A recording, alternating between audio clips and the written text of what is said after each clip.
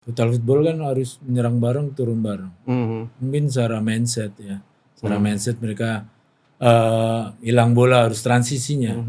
Kalau total football kan transisi harus cepat. Ya, ketika timnas kita ditangani oleh Sintayong, menurut kamu gimana? Banyak perubahan yang signifikan di bawah asuhan Sintayong ya, terutama compact defense Compact kita defense ya? sangat bagus Iya. ya, dan sangat solid di lini belakang. Kalau beliau dulu bicara apa itu pemain Indonesia itu seperti jam kuno gitu loh, lambat sekali katanya, lambat sekali. Enggak, saya ketawa lambat dalam berpikir.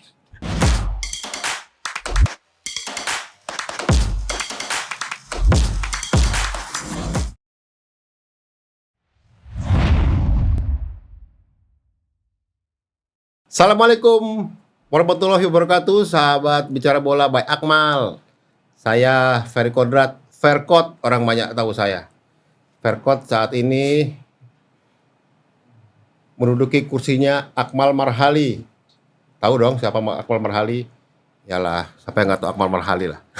Dia manusia super mengenai sepak bola nasional. Ya, apa yang menjadi argumen-argumen Akmal Marhali selalu menjadi perbincangan hangat di sepak bola nasional dan sangat mendukung pembinaan, perkembangan, dan prestasi sepak bola nasional.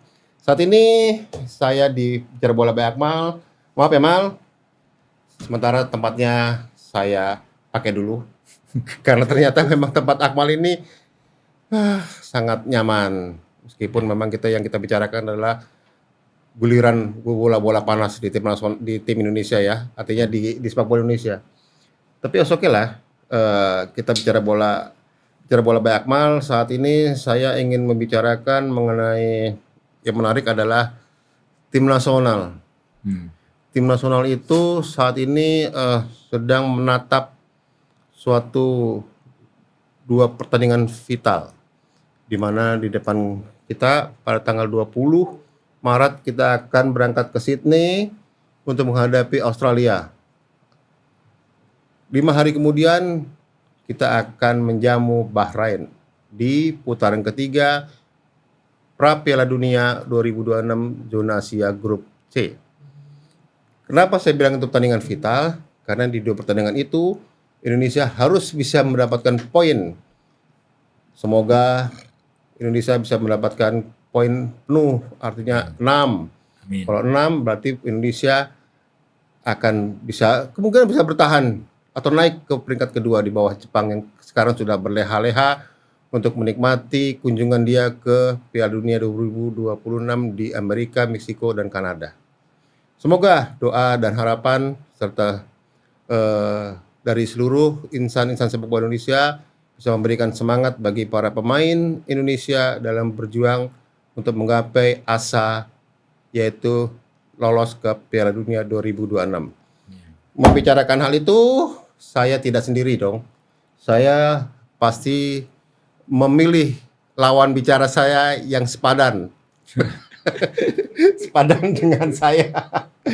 Ya, artinya sepadan dalam artian bahwa kita bisa mendapatkan pembicaraan yang asik, yang bisa bermanfaat untuk pesepak bola Indonesia. Saya hari ini kedatangan seorang legend. Saya bilang legend ya karena dia ya memang legend.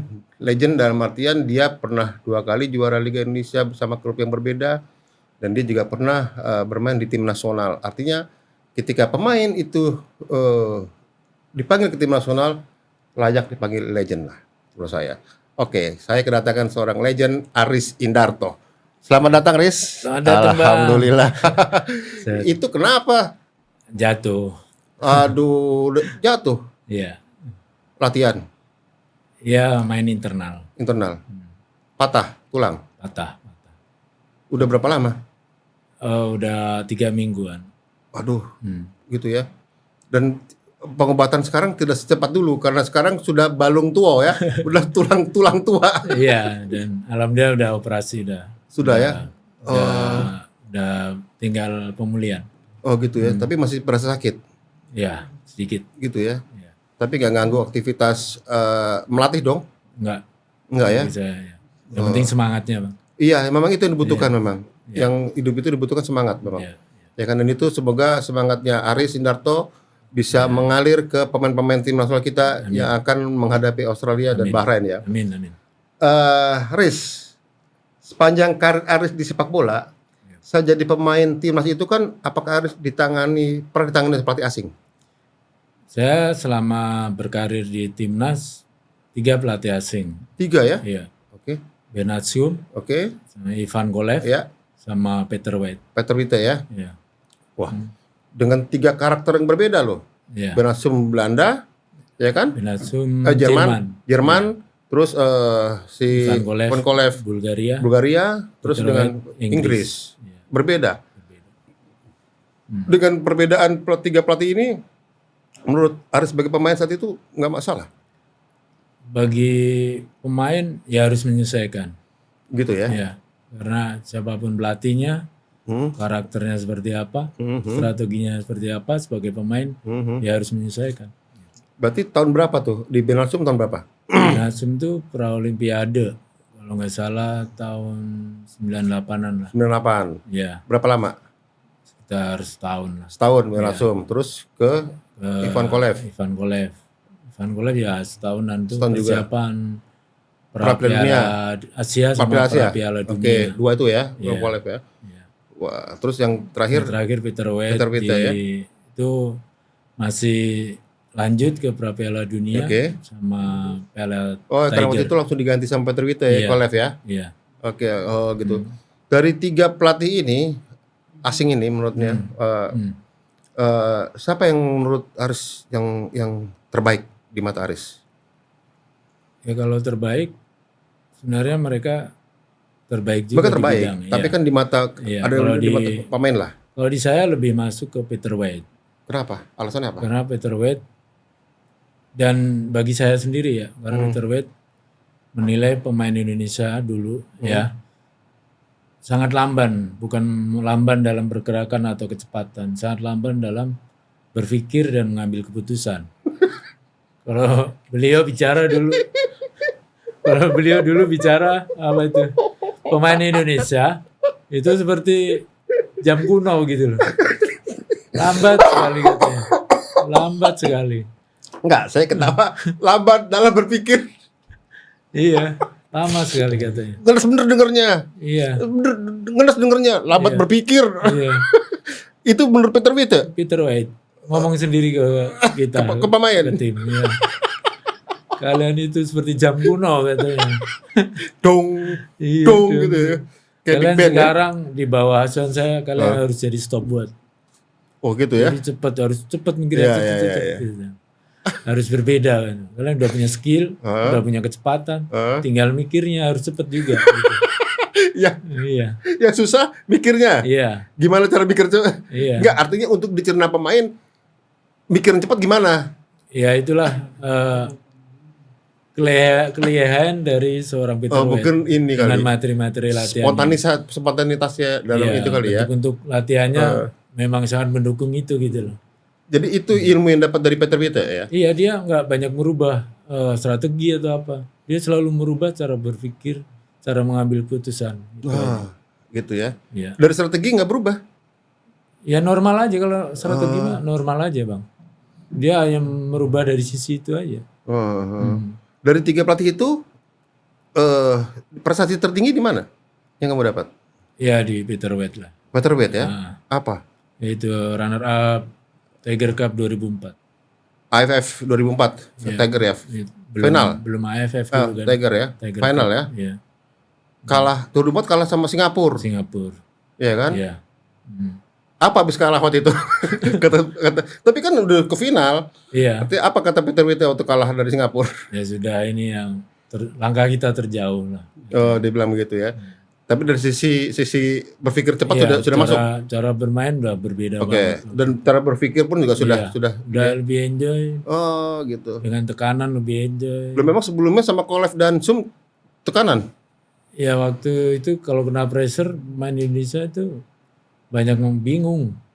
Oh. Ya apalagi lawan-lawan orang-orang Arab tuh, waduh, yang susah. Yang kita di kandang aja waktu itu lawan Arab Saudi aja kalah 3-0 kalau nggak salah itu. Di kandang. Iya. Selama kamu di tim nasional nih, Hmm. dari lawan-lawan Indonesia di Piala Dunia ini kan Australia, ada Bahrain, ada China, terus ada Arab Saudi, ada Jepang. Kamu pernah main nggak dari lima lawan Indonesia di Arab Saudi pernah. Arab Saudi pernah ya? Iya. Tapi Arab Saudi kan sudah sama kita udah Iya. 2-2, di sini kita menang 2-0. Udah Arab Kita Saudi udah udah lebih lebih bagus daripada Arab lah sekarang. Sorry ya, Arab Saudi. Maaf. Oke. Iya. Yang lainnya nggak ada ya? Belum Nggak ada. ada. Waktu itu nggak lawan Australia, nggak lawan Cina, nggak lawan Bahrain nggak ya? Oke. Terus asik juga ya, Iya. Peter Vita bicara seperti itu dan ketika pemain dikasih instruksi itu pemain diam. Oh, berarti udah berpikir ya, Iya. biar berpikir ya bahwa kita terlambat dalam berpikir, Iya. telat mikir. Lemot lah ibaratnya.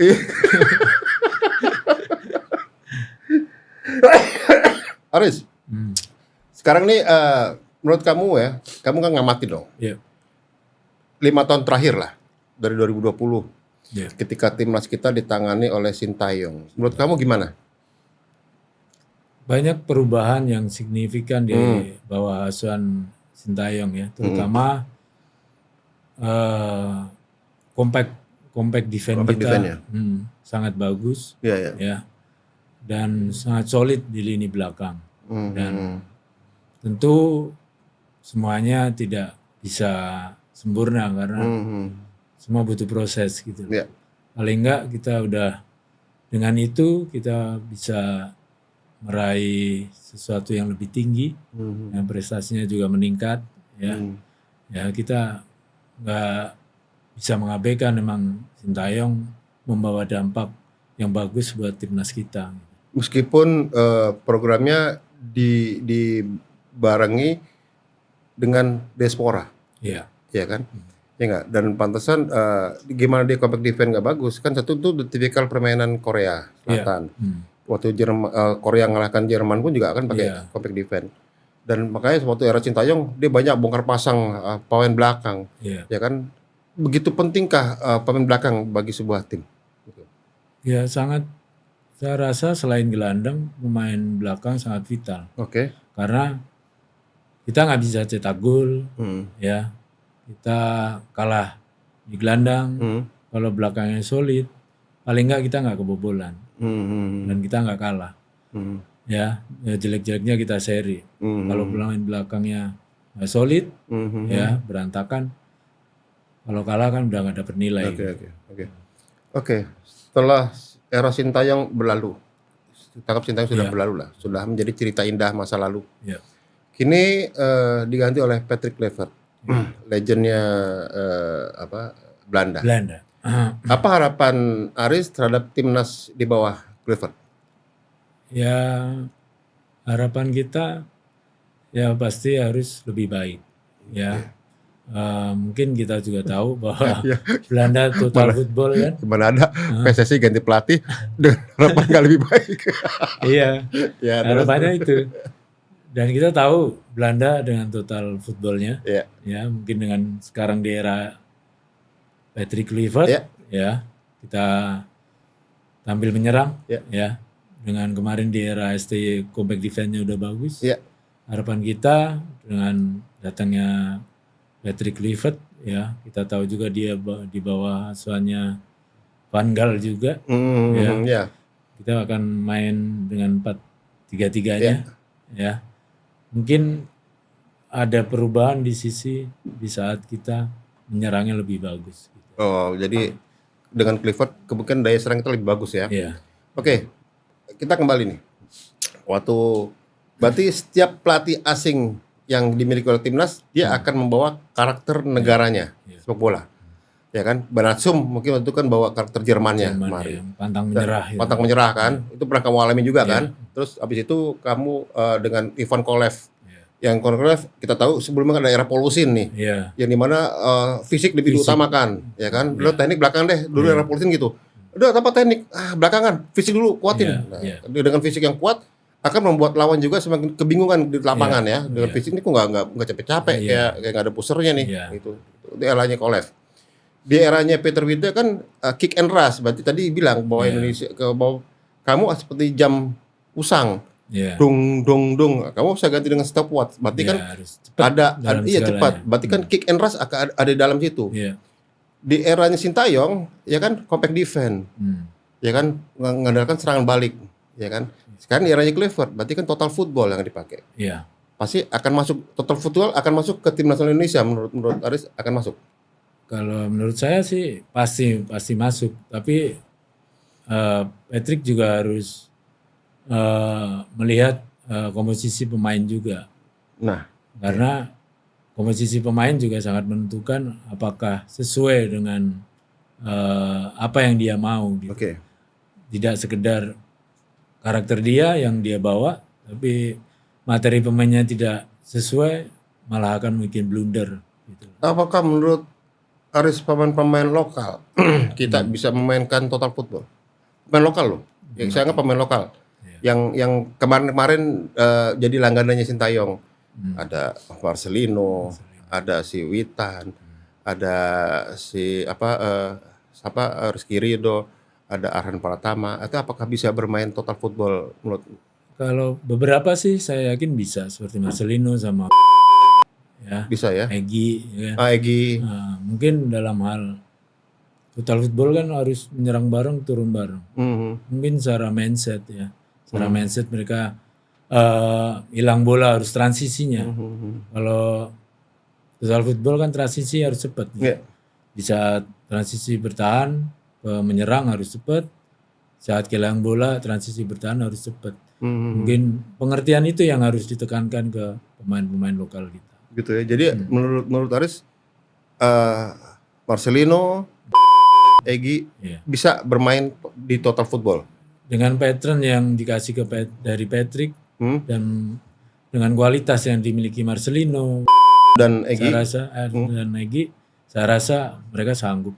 sanggup ya? Ya. Oke. Jadi untuk sekarang saya tanya nih, berarti untuk yang lawan nanti pertandingan nanti sebenarnya kan ada yang orang bicara, oh pasti Patrick Kluivert akan pakai seluruh pemain diaspora nih. Artinya starting 11-nya 11 pemain diaspora nih.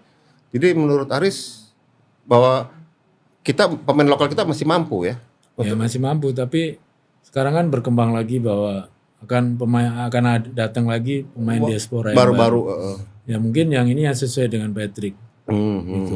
Kalau saya rasa yang seperti abang bilang tadi, kalau mau pakai pemain diaspora semua, ya itu bisa terjadi gitu. Bisa terjadi Bisa kemungkinan. terjadi. Apalagi Karena sekarang juga kita lihat grafiknya juga lagi menurun. oke, malah yang lagi naik Egy. Ya Egy sekarang lagi bagus-bagusnya. bagusnya. Marcelino juga masih stabil. Ya.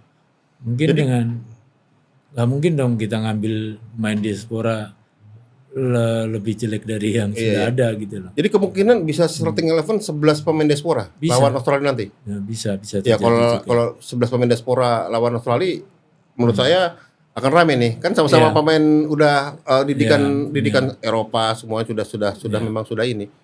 Terus mengenai pemain belakang. Menurut Aris pemain belakang timnas kita saat ini gimana? Saya rasa udah solid ya. Solid ya. Solid. Artinya kita sekarang di tengah lah.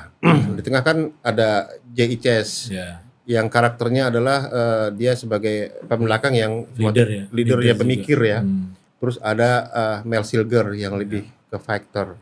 Terus ada juga si Justin Hubner yang fighter, tapi Hubner kan bisa main karena kan akumulasi. Ya kan? Terus ada Rizky Ridho. Ya kan? Nah, menurut ini belakang kita di kiri ada si Kevin Verdong, di kanan ada si Kevin Dick kan. Menurut Aris itu udah komposisi yang sudah bagus atau memang gimana? Kalau materi yang ada sekarang udah bagus. Udah menurut oke ya? saya. Cuma yang harus diamatin sekarang Skirido yang sekarang agak menurun. agak labil lah.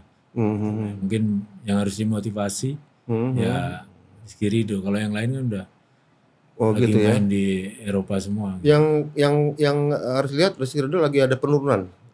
Ya beberapa pertandingan ini agak menurun ya. Nah, sedangkan saya lihat potensi Indonesia lokal sekarang yang terbaik ya Rizky Ridho.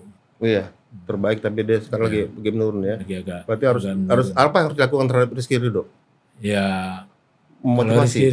Ridho sendiri ya harus koreksi diri nih. Oke. Ya, sebagai pemain harus koreksi diri. Oke. Kekurangan tuh pasti ada. Oke. Dan kita harus berubah dari itu. Oke. Itu lebih baik gitu. Oke. Dari pelatih ya harus kita cari secara psikologisnya apa. Oke. Dan kita harus motivasi dia gitu. Oke. Karena untuk kepentingan timnas. Karena kita nggak boleh kalah nih. Oh iya ya. Ya karena kita butuh poin-poin penting untuk bertahan di atas. Oke. Tanggal 20 kan kita lawan Australia. Ya. Di Sydney nih, ya kan? Mainnya di Sydney. Prediksi Aris apa? Prediksi ya seperti saya bilang tadi, nggak boleh kalah. Draw. Gak boleh kalah, draw bisa dong. Iya, minimal draw. Minimal draw. Jangan sampai hilang poin gitu. Jangan sampai hilang poin ya di sana ya. Iya. Dan nanti baru lawan Bahrain nggak boleh draw.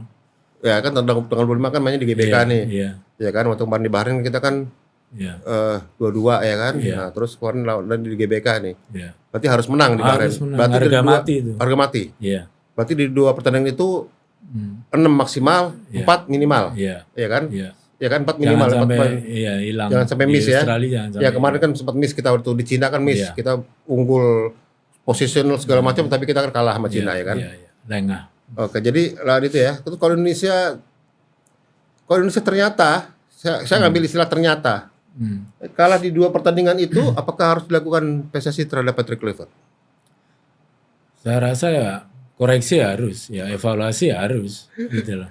Kalau itu kan udah jadi jadi Iya segala. saya mau pertanyaan yang tegas saja. Kalau evaluasi koreksi udah pasti kan. Yang tegas saja kira-kira stop atau diteruskan? Kalau stop enggak lah, ya harus terus. Harus sampai selesai Iya. Piala Dunia, pra Piala Dunia ini. Karena sekarang kan tugas pertama dia, nggak mungkin kita langsung bisa stop gitu. Karena kita nggak tahu programnya apa setelah ini gitu loh. Setelah kalau gagal di Piala Dunia ini mungkin ada program yang lebih ini lagi ya. Gitu ya. Apa mungkin programnya untuk Piala Dunia 2030? Loh, Nggak tahu juga. Iya. bisa jadi kan kita nggak tahu ya, ada program jangka panjang. Mungkin PSSI mau jangka pendek bisa masuk lah gitu ya. Apa PSSI juga sesabar itu sampai 2030. Iya. Oke, asik juga nih. Oke, pokoknya sebagai insan sepak bola Indonesia, kita mendoakan dan supaya Indonesia bisa mencapai apa yang tadi Mas Haris sampaikan.